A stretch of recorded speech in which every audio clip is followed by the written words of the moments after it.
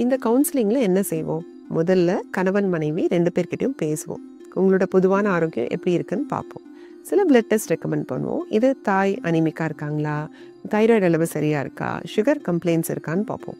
Rubella மாதிரி நோய்களுக்கு எதிர்ப்பாற்றல் இருக்கான்னு தெரிஞ்சுப்போம். ஏதாவது மருந்து மாத்திரைகள் சாப்பிட்றீங்களான்னு கன்ஃபார்ம் பண்ணிப்போம். 2வது உங்கள் குடும்ப வரலாறு, அதாவது ஃபேமிலி ஹிஸ்ட்ரி.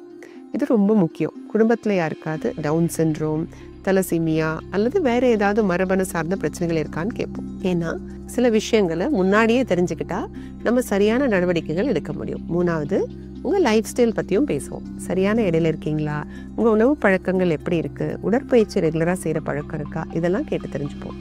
4வது ரொம்ப முக்கியமான விஷயம், ஃபோலிக் ஆசிட் மாத்திரைகள். இது குழந்தையின் மூளை வளர்ச்சிக்கும் தண்டுவடம் சீராக வளர்கிறதுக்கும், அதாவது நியூரல் டியூப் டிஃபெக்ட்ஸ் வராமல் தடுக்கவும் ரொம்ப உதவும். கருத்தரிக்க திட்டமிடும் போதே ஒரு 3 மாதத்துக்கு முன்னாடியே ஃபோலிக் ஆசிட் மாத்திரையை சாப்பிட சொல்லி பரிந்துரைப்போம்.